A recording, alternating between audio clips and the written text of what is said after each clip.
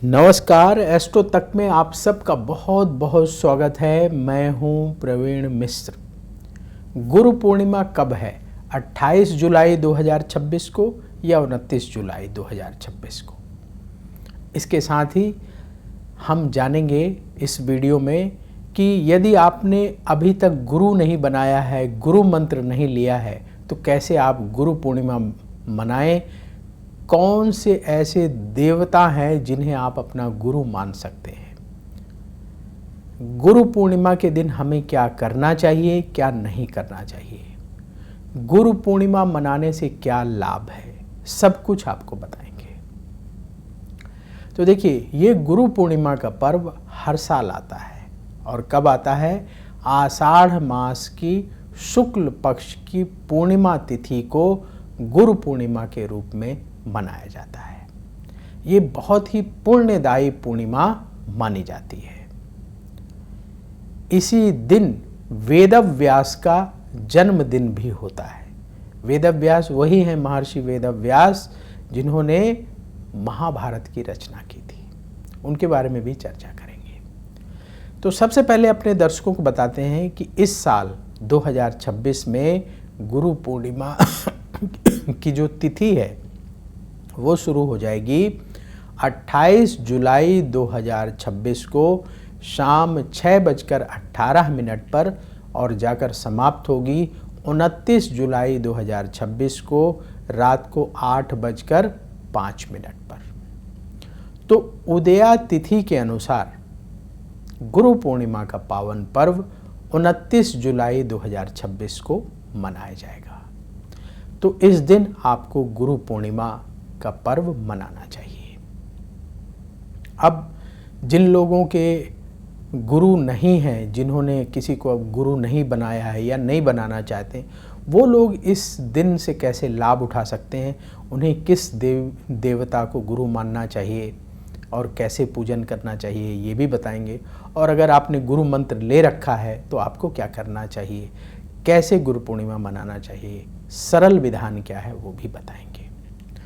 तो आपने एक वो मंत्र तो अवश्य सुना होगा, गुरु ब्रह्मा गुरु विष्णु गुरु देवो महेश्वरः गुरु साक्षात् परम ब्रह्म तस्मै श्री गुरुवे नमः। मतलब गुरु को ब्रह्मा माना जाता है, गुरु को विष्णु माना जाता है। गुरु ब्रह्मा गुरु विष्णु गुरु देवो महेश्वरा, ये साक्षात शिव भी हैं। गुरु साक्षात परम ब्रह्म, गुरुदेव साक्षात परम ब्रह्म हैं। ऐसे गुरुदेव को हम प्रणाम करते हैं। ये श्लोक हम सब ने पढ़ा ना छोटी क्लास में, 5वीं 6ठी 7वीं में जब संस्कृत होती है तो उसमें पढ़ाया जाता है। तो गुरु को बहुत ही श्रेष्ठ स्थान हमारी भारतीय संस्कृति में दिया गया है, हमारे धर्म ग्रंथों में दिया गया है। क्यों? गुरुदेव, गुरु शब्द का अर्थ ही है अंधकार से प्रकाश की ओर जो लेकर जाए। अज्ञानता रूपी अंधकार से ज्ञान रूपी प्रकाश की ओर जो लेकर जाता है उसे गुरु कहते हैं।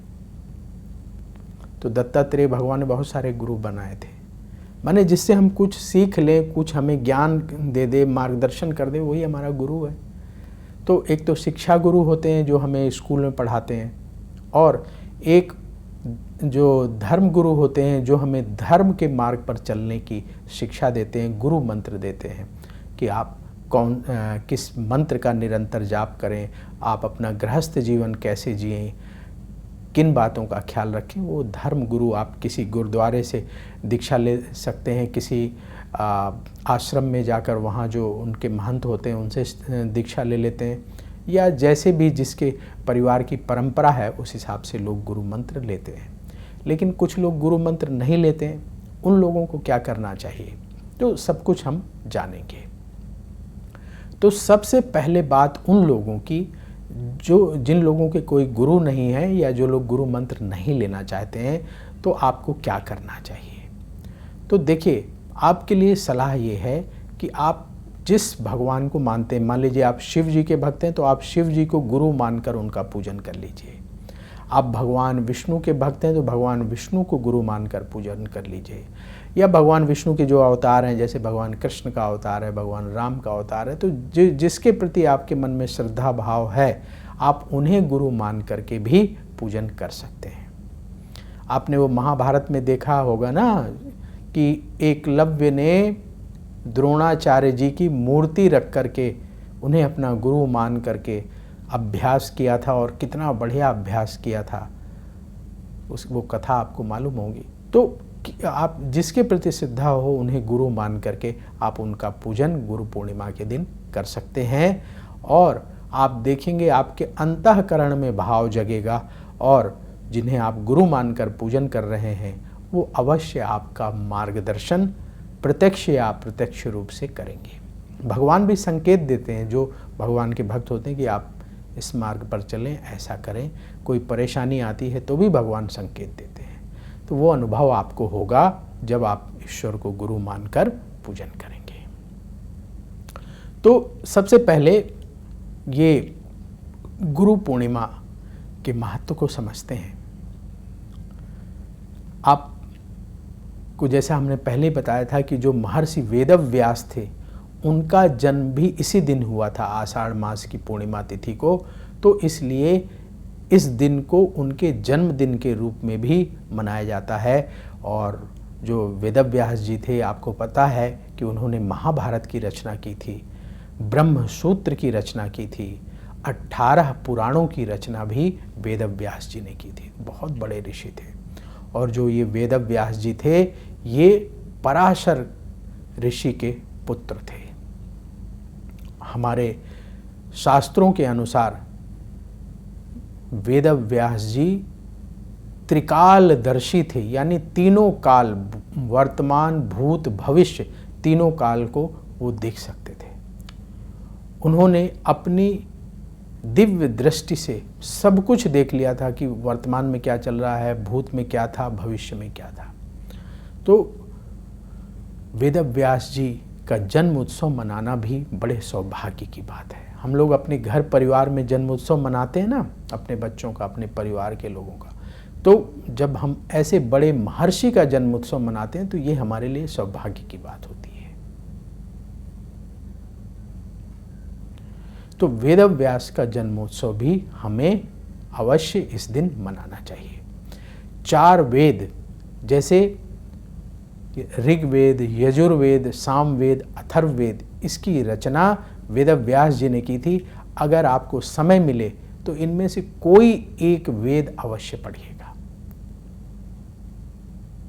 बहुत जीवन में आनंद आएगा वेद अध्ययन से। भगवान वेदव्यास जी ने अपने शिष्यों को इन वेदों के बारे में गहराई से ज्ञान दिया था। उनके प्रिय शिष्य थे वैशंपायन और जैमिनी। इनको बहुत गहराई से वेदव्यास जी ने ज्ञान दिया था, और वेदव्यास जी के दिए हुए ज्ञान को उनके शिष्यों ने पूरे भारत में घूम घूम करके उसका प्रचार प्रसार किया, लोगों का उस ज्ञान के माध्यम से मार्गदर्शन किया।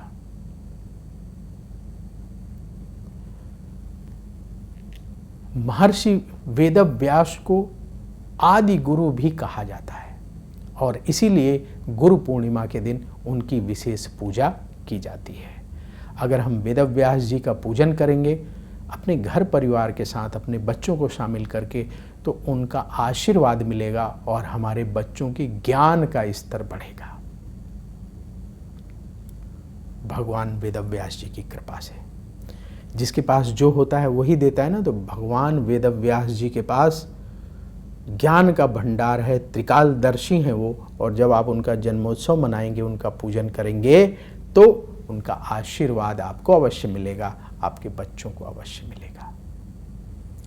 तो हमें वेदव्यास भगवान का भी पूजन करना चाहिए। तो जिन्होंने गुरु नहीं बनाया उनको क्या क्या मिला?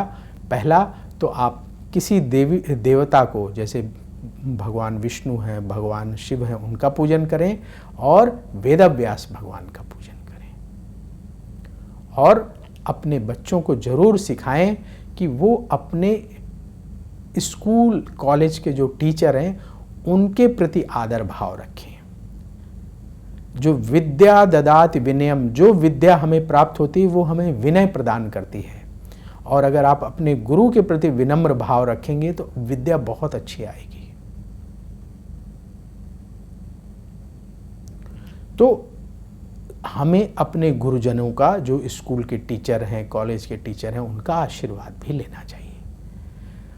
उनके प्रति बहुत सम्मान भाव अपने मन में रखना चाहिए, खूब सम्मान उनका करना चाहिए। इससे हमारा ज्ञान बढ़ता है, उनका आशीर्वाद मिलता है और आशीर्वाद में अद्भुत शक्ति होती है। इसके साथ ही जो लोग गुरु मंत्र ले चुके हैं, आपने किसी को गुरु बनाया है, उससे गुरु मंत्र लिया है, तो आप उस गुरु मंत्र का जाप इस गुरु पूर्णिमा के दिन